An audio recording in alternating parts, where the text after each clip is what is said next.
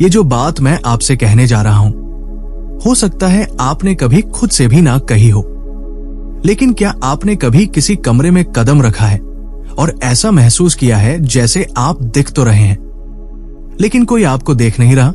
जैसे आपकी मौजूदगी से किसी को कोई फर्क नहीं पड़ता, जैसे आप एक इंसान नहीं, बस एक साया बनकर रह गए हो। आप रोज सुबह उठते हैं, काम पर जाते हैं, अपने घर वालों के लिए, दोस्तों के लिए, रिश्तों के लिए जी जान लगा देते हैं। आप अपनी मेहनत देते हैं, अपने विचार, अपनी नियत, अपनी वफादारी, अपनी समझदारी, सब कुछ न्यौछावर कर देते हैं। लेकिन फिर भी कोई नहीं देखता, कोई ताली नहीं बजाता, कोई कॉल नहीं करता, कोई नहीं कहता तू खास है। और फिर धीरे धीरे उस देने और इंतजार के बीच एक सवाल आपके दिल के किसी कोने में सरसराने लगता है, क्या मैं वाकई मायने रखता हूं? आपने सबके लिए मजबूत बना रहना चुना, खुद खामोश रहे ताकि औरों की आवाज सुनी जा सके। आपने दूसरों की खुशी मनाई जबकि आपकी खुद की खुशी दब चुकी थी, क्योंकि कोई आपको पहचान नहीं पाया। और फिर भी आप रोज लौटते हैं, मुस्कुराते हैं, टूटे हुए टुकड़ों को जोड़ते हैं। लेकिन मैं जानता हूं, अंदर से आप थक चुके हैं, सिर्फ शरीर से नहीं, आत्मा से थके हुए हैं। वो थकावट जो बहुत लंबे समय से अनदेखा होने से आती है। आप खुद को समझाते रहे कि वक्त आएगा, कोई समझेगा, कोई सराहेगा, लेकिन ये खामोशी, ये बहुत तेज चिल्लाती है ना। और आप सोचते हैं, क्या कोई वाकई मुझे देखता है, समझता है, जानता है मैं किस बोझ के साथ जी रहा हूं? और यहीं पर मैं आज सब कुछ रोककर सीधा आपकी आत्मा से बात करना चाहता हूं। हाँ, आपको देखा गया है, जब कोई नहीं देख रहा था तभी आपको देखा गया। हर वो छोटी कोशिश, हर वो बलिदान जो किसी ने नोटिस नहीं किया, हर वो लम्हा जब आपने दर्द के बावजूद वफादारी चुनी, वो सब देखा गया। शायद भीड़ ने नहीं, शायद आपके बॉस ने नहीं, आपके दोस्त, या यहां तक कि आपके अपने परिवार ने भी नहीं, लेकिन जिसने आपको बनाया है, जिसने आपको गढ़ा है, उसने कभी एक पल भी मिस नहीं किया। जब आप अकेले में रोए, जब रातों को नींद नहीं आई क्योंकि आप खुद को भूले हुए महसूस कर रहे थे, जब आपने किसी और को क्रेडिट लेने दिया ताकि शांति बनी रहे, जब आपने घमंड की जगह प्यार चुना, हर एक पल, हर एक फैसला देखा गया। दुनिया को शोर पसंद है, लेकिन ऊपर वाले को गहराई की कद्र है। दुनिया की तालियां पल भर की होती है, लेकिन परमात्मा की स्वीकृति चुपचाप होती है और शाश्वत। आप कभी भी दूसरों की सराहना के लिए नहीं जी रहे थे, आप तो उस एक की नजर में थे जिसकी नजरें कभी आपसे नहीं हटी। आप कभी अदृश्य नहीं थे, कभी भूले नहीं गए, कभी भीड़ में खोए नहीं थे। आप पूरी तरह से देखे जा रहे हैं उस परमात्मा के द्वारा जिसने आपको तब जाना जब कोई और आपका नाम भी नहीं जानता था। सुनिए, लोगों की चुप्पी ईश्वर का निर्णय नहीं है। अगर लोगों ने आपकी कीमत नहीं समझी तो इसका यह मतलब नहीं कि आपकी कोई कीमत नहीं थी। अगर उन्होंने आपकी कॉलिंग को नजरअंदाज किया तो इसका यह मतलब नहीं कि आपकी बुलाहट रुक गई है। उनका आपको ना देख पाना आपकी पहचान को नहीं बदलता। उनका इंकार आपके मूल्य का आईना नहीं है, और ये तो बिल्कुल भी नहीं दर्शाता कि परमात्मा आपसे दूर हो गया है। सच्चाई ये है कि आप कभी भी उनकी राय के मोहताज नहीं थे।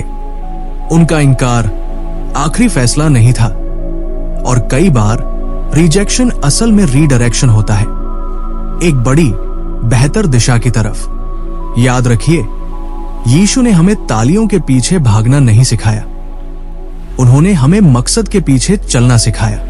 उन्होंने कभी नहीं कहा कि सब तुम्हें समझेंगे, उन्होंने बस यही चाहा कि जब कोई ना समझे तब भी तुम अपने अंदर टिके रहो।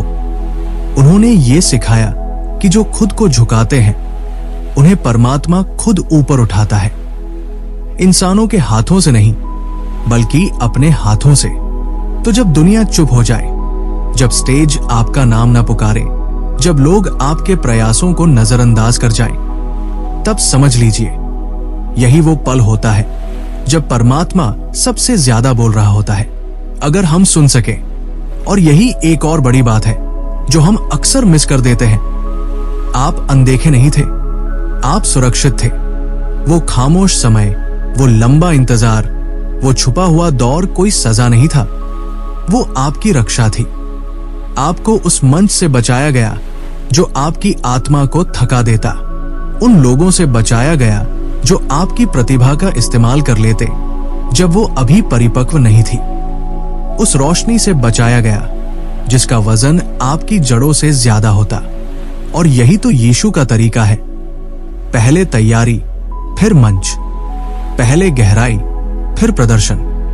हम अक्सर सोचते हैं कि डिले मतलब डिनायल है, जबकि प्रभु के राज्य में डिले मतलब डेवलपमेंट है। जब आप सोच रहे थे कि कुछ हो ही नहीं रहा, तब ऊपर वाला अंदर ही अंदर आपको गढ़ रहा था।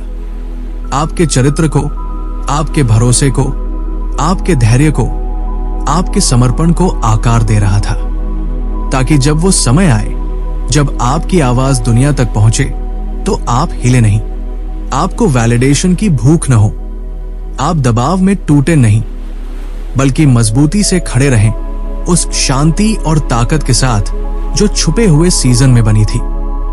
यीशु ने हमें सिखाया, जो काम दुनिया देख रही हो उसमें वफादार रहना आसान है, लेकिन जो कोई नहीं देख रहा उसमें टिके रहना वही पवित्रता है।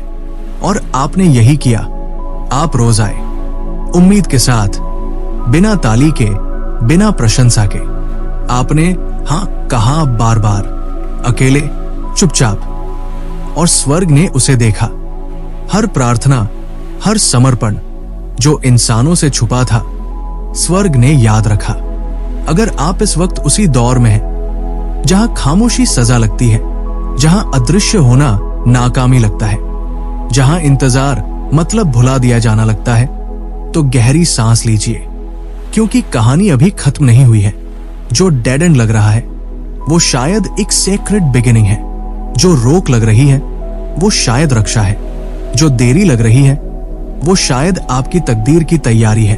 आप न अदृश्य हैं, न पीछे हैं, न कुछ मिस कर रहे हैं। आप तैयार हो रहे हैं उस चीज के लिए जो इस वक्त की हालत संभाल नहीं सकती।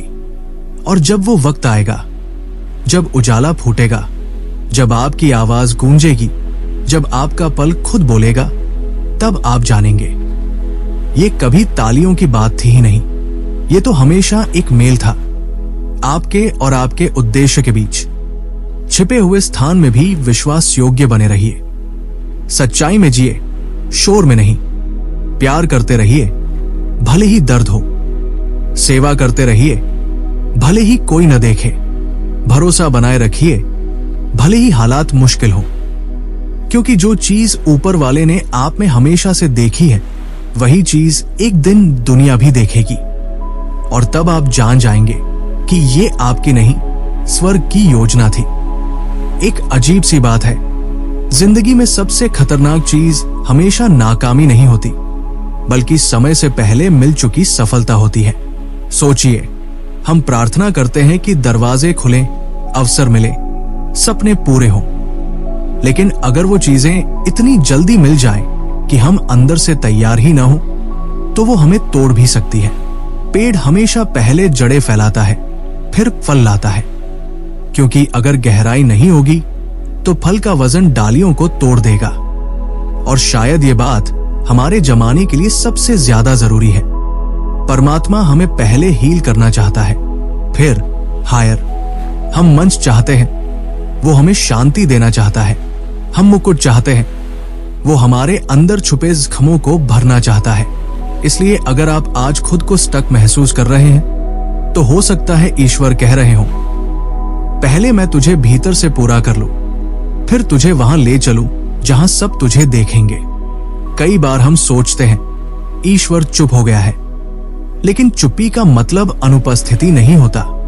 परीक्षा के समय शिक्षक चुप ही होता है, और ये परीक्षा ये आपको तोड़ने के लिए नहीं, बल्कि ये दिखाने के लिए है कि आपने कितना सीखा है। यीशु ने वादा किया था कि तूफान आएंगे, लेकिन आप अकेले नहीं होंगे। और यही वो जगह है जहां असली बदलाव होता है, जब हालात हार मानने जैसे होते हैं लेकिन आप फिर भी टिके रहते हैं। यीशु ने सिखाया, अगर हम अपनी जिंदगी खो दे सही मकसद के लिए तो हम उसे पा लेते हैं। अगर हम बीज बो दे विश्वास के साथ तो उसका फल मिलेगा, लेकिन सही वक्त पर।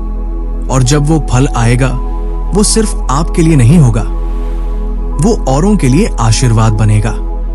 क्योंकि लोगों को सिर्फ आपकी जीत नहीं चाहिए, उन्हें आपकी सच्चाई चाहिए। उन्हें यह जानना है कि आग से होकर निकला जा सकता है और आजाद होकर जिया जा सकता है। तो आज अगर आप कुछ लेकर जाएं, तो बस इतना जान लीजिए, आप पीछे नहीं हैं, आप भूले नहीं गए हैं, आप सजा नहीं भुगत रहे हैं, आप बहुत गहराई से प्रेम किए जा रहे हैं। भले ही आज वो महसूस ना हो। आपकी जिंदगी कोई इत्तेफाक नहीं है।